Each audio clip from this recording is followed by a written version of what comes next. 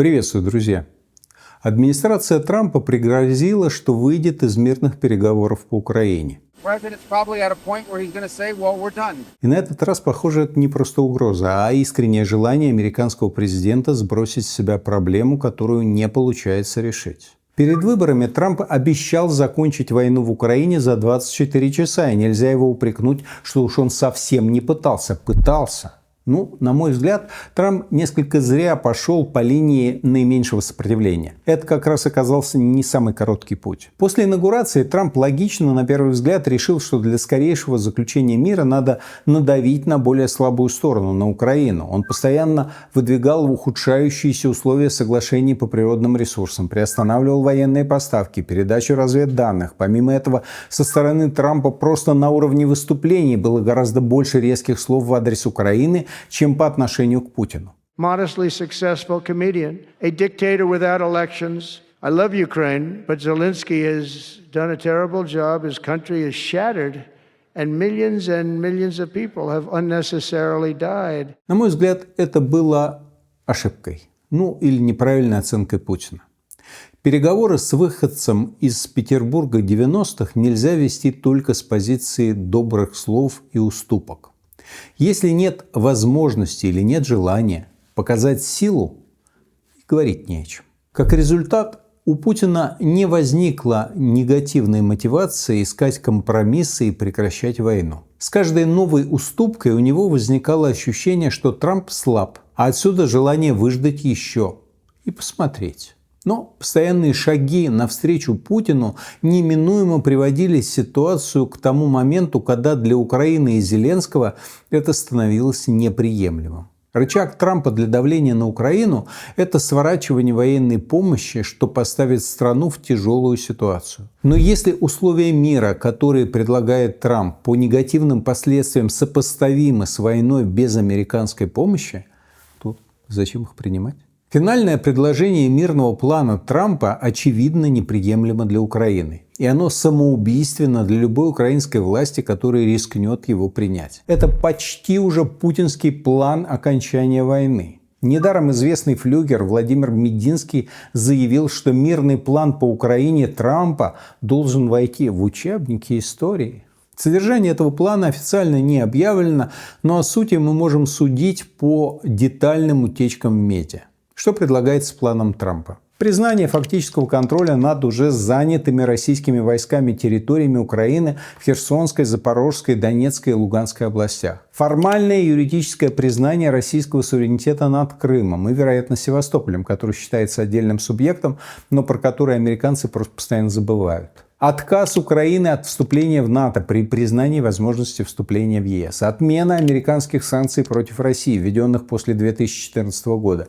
Усиление экономического сотрудничества с США, прежде всего в энергетическом и промышленных секторах. А что получает Украина? В Украине вводится некий европейский контингент. Но не миротворческий, а так называемые силы успокоения, как гарантия безопасности, но без участия США. Отдельно создается механизм контроля за режимом прекращения огня. Украина получает обратно небольшие территории в Харьковской области, занятые российской армией. Предоставляются гарантии беспрепятственного судоходства по реке Днепр. Предусматриваются компенсации за ущерб и помощь в восстановлении, но источники финансирования не указаны. Прочие положения. Запорожская АЭС формально возвращается под юрисдикцию Украины, но переходит под управление американской стороны и поставляет электроэнергию и украинской, и российской сторонам. В мирный план также входит соглашение Украины и США по полезным ископаемым. В части ввода зарубежного контингента план Трампа напоминает раздел Германии на зоны ответственности после Второй мировой войны. В таком случае Украина будет поделена на зоны ответственности европейцев, собственно, украинской армии, и зону под контролем российских военных. Даже беглого взгляда на этот план достаточно, чтобы понять, что он в главных пунктах неприемлем для Украины. Согласно утечкам западных СМИ, украинские власти согласны оставить 20% под контролем Кремля, но без формального признания суверенитета России. На полноценное юридическое признание Крыма российским Украина категорически не согласна, о чем Зеленский еще раз публично заявил после утечек о новом плане Трампа. После этого заявления Зеленского переговоры в Лондоне, где должны были обсуждаться предложения Трампа, отложили. В ответ американская администрация дала понять, что готова просто выйти из переговоров, если достичь мирного соглашения между сторонами не удастся. Таким образом, с каждым днем перспектива самоустранения Трампа из переговоров о прекращении войны становится более реальной. На Украину он уже передавил и не может рассчитывать на дальнейшие серьезные уступки с ее стороны. В отношении Путина теоретически у него на руках есть две карты. Первое – это так называемые вторичные санкции. Но это почти не работает. Ведь США объявили торговую войну Китаю, а без его участия такие санкции сильно теряют в эффективности. Вторая карта – это серьезное наращивание военной помощи Украине. Но это, по всей логике и по его собственным словам, Трамп уже сделать не готов. То есть, если Путин сам, без внешнего давления, не проявит готовность к компромиссам, то Америка из мирных соглашений выходит. И это на самом деле ставит Путина перед серьезной дилеммой, как это неудивительно.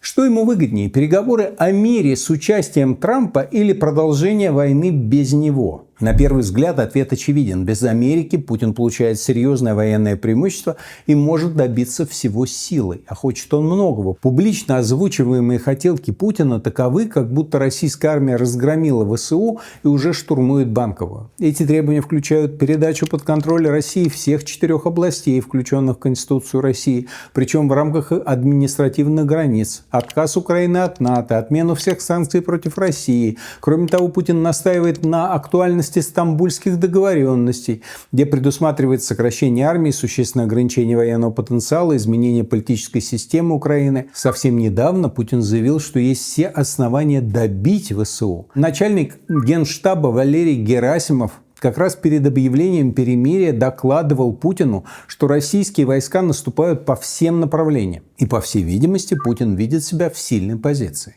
Хотя в западной прессе и появляются утечки, что он якобы готов на замораживание по текущей линии фронта. Но, объективно говоря, ни одной цели СВО Путин еще так и не достиг.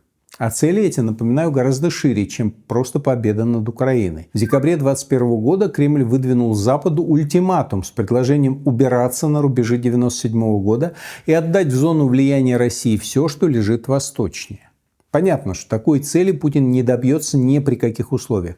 Но даже с ограниченными целями в Украине пока что не сдалось. Денацификация, если под ней понимается устранение недружественного России политического режима, сейчас кажется вовсе невозможной. Вместо демилитаризации украинская армия стала сегодня одной из самых мощных в Европе. Она получила западные танки, истребители, дальнобойные системы, то есть кучу вооружения, передачу которого до войны никто и представить себе не мог. Вместо победоносного шествия и встреч с цветами российская армия увязла в кровопролитной войне. Она действительно продвигается на всех направлениях, как и говорил Герасимов на встрече с Путиным.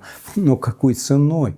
Это продвижение измеряется сотнями квадратных километров не в день, а в месяц. С такими темпами на захват целиком Донецкой области потребуется больше 4 лет. Всех так называемых новых регионов больше 10 лет. У Путина, безусловно, есть еще большой запас прочности, но уже сейчас российские военные идут на штурмы не в танках и бронетранспортерах, пусть даже старых советских, а на УАЗиках, Нивах и даже электросамокатах.